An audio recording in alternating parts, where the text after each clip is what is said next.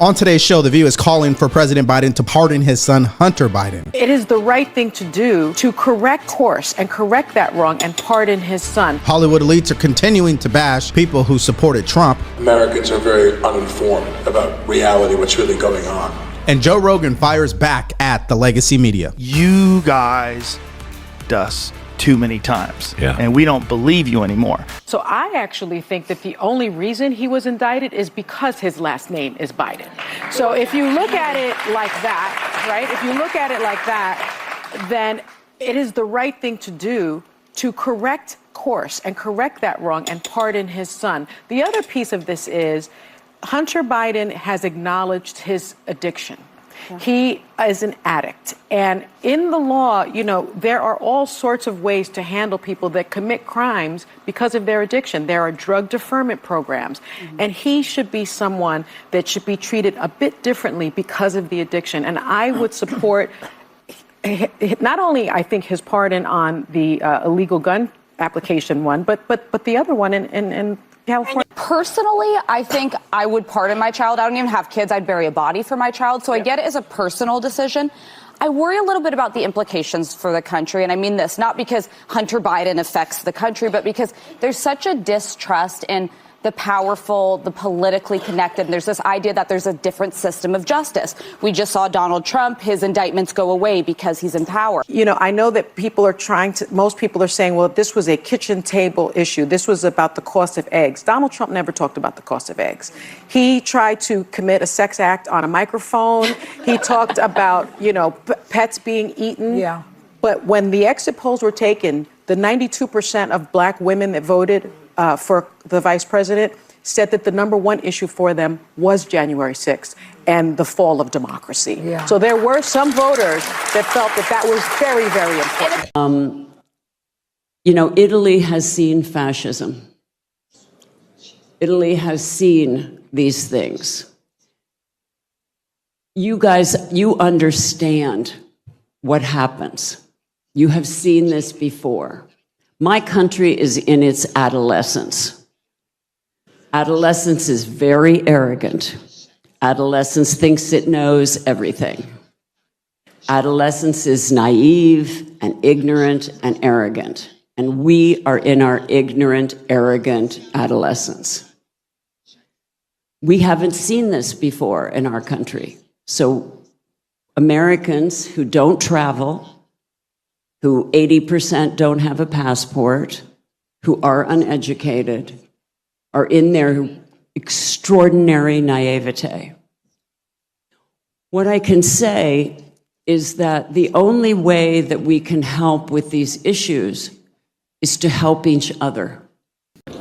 In my country, without going into significant detail, half the people in the country are happy, and half the people in the country are very unhappy. It's a very difficult time in the United States. And I think the only way people can learn what is happening, and film is unique in this way, not only what's happening in the United States, but around the world. What's happening, you might not learn from the news. Television news in the United States is a business. They have to make money. And again, not to go into great detail about that, but there's a hole, there's a vacuum. There is a gap, if you will, in information for Americans. Americans are very uninformed about reality, what's really going on. They have the right to their opinion, but they're just goofy. They hate George Washington and Thomas Jefferson and Abraham Lincoln and Dr. Seuss and Mr. Potato Head. They think our kids ought to be able to change genders at recess. They carry around Ziploc bags of kale to give themselves energy. To me, to each his own. To me, kale tastes like I'd rather be fat. Now, these people are entitled to their opinion, but they have an unwarranted sense of moral and intellectual superiority. They think they're smarter and more virtuous than the American people. And they think we're not real people. But we were, and we are real people. And in this last election, we got real mad. and we sent a message clearly, unequivocally. And my message to all my friends and my enemies in America is happy Thanksgiving and stay deplorable, my friend. How do people feel about companies taking even a stand on the issue? Now, this is where it gets very interesting because here we have a real-time trend. So let's take a look at it, all right? Businesses' DEI public stance. Important to know, back in 2021, so we can go all the way back then, right? Just after the summer of George Floyd, which of course was back in 2020. How important did folks think it was to know the DEI stances of businesses? It was 68%. It was 68%. Look at where we are now in 2024, a real decrease. Just 53% of Americans want to know a business's DEI stance. So what we've seen here is back, right after the summer of George Floyd, there was a lot of interest in DEI, a lot of interest in folks knowing businesses' stances towards DEI. Now, considerably less so in 2024. Conservatives fighting back against corporate DEI may have scored their biggest victory yet. Walmart, the nation's largest private employer, just announced it is rolling back its diversity, equity, and inclusion initiatives amid outcries over so-called corporate wokeism and claims that DEI is more divisive than inclusive. Walmart says it's ending racial equity training programs for staff, evaluating programs designed to increase supplier diversity, reviewing funding of pride events, and removing sexual or transgender products marketed to children. Now, Walmart defends the move, saying, quote, "We have been on a journey and know we aren't perfect, but every decision comes from a place of wanting to foster a sense of belonging."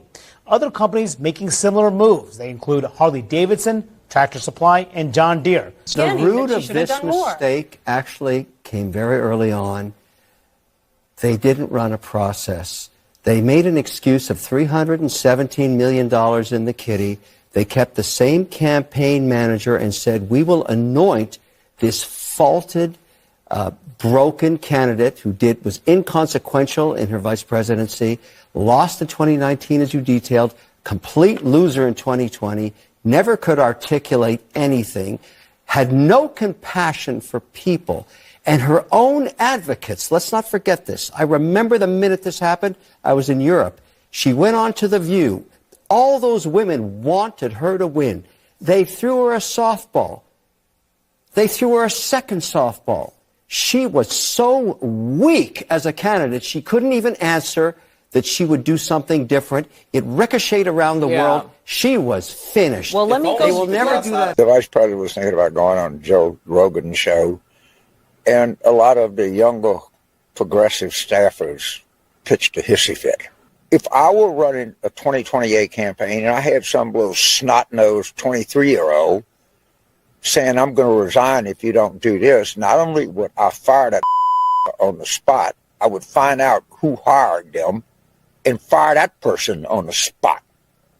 I'm really not interested in your uninformed, stupid opinion as to whether you go on Joe Rogan or not. I am not a consumer or enthusiast about Mr. Rogan and his work. Shocking. I am not one of the 3 billion, and I'm unlikely to be 3 billion and one anytime soon. I think people like Mr. Rogan prey on people's vulnerabilities. They prey on fear. They prey on anxiety.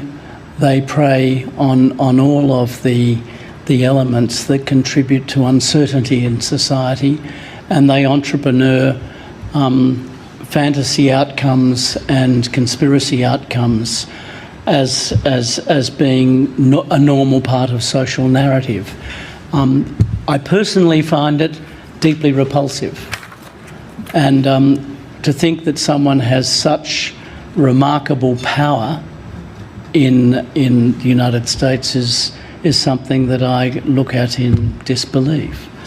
I'm also absolutely in dismay that this can be a source of public entertainment when it's really treating the public as plunder for purposes that are really quite malevolent.